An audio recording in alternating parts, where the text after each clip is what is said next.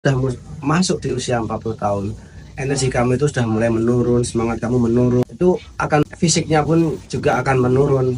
Itu akan sangat berpengaruh dalam menghadapi apa ombak, badai, hantaman, bantingan, permasalahan dalam bidang usaha. Kamu nanti akan kesulitan ketika usia sudah masuk 40 tahun. Apalagi generasi kamu nak, generasi Z, itu generasi yang kerupuk, kena angin dikit langsung meleok. Jarang waktu muda kamu, waktu kecil kamu jarang gerak, pegangannya HP, nongkrong kelamaan, duduk, jarang keluar keringat. Saya khawatir usia kamu nanti 40 tahun itu sudah kayak kakek usia 70 tahun. Maka kamu harus mengejar waktu, berkejaran dengan waktu, dan kamu masih muda nak.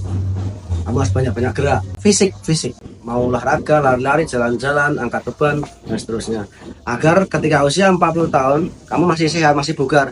Kayak bapak ini, usia 40 tahun, 41 tahun, masih bugar, masih sehat, masih tetap ganteng, gitu. Nah, setelah usia 40 tahun, kamu mulai fokus sama bisnis yang kamu geluti. Jangan belok-belok. Jangan meleng sana, meleng sini, wah sana lebih bagus, sana rumput tetangga lebih hijau. No. Kamu harus fokus sama satu bidang yang ingin kamu geluti. Dan nanti usia 60 tahun, tangga yang keempat, ketika kamu masuk ke dunia kapital, ketika hasil dari bisnis kamu itu, modalnya itu akan bekerja untuk kamu, yang akan menghasilkan uang untuk kamu. Jadi selama bisnis, kamu mempersiapkan untuk yang tangga keempat. Selama bisnis, kamu harus mempersiapkan modal kapital, di mana kapital itu nanti yang akan bekerja, investasi, yang investasi itu akan menghasilkan uang untuk kamu.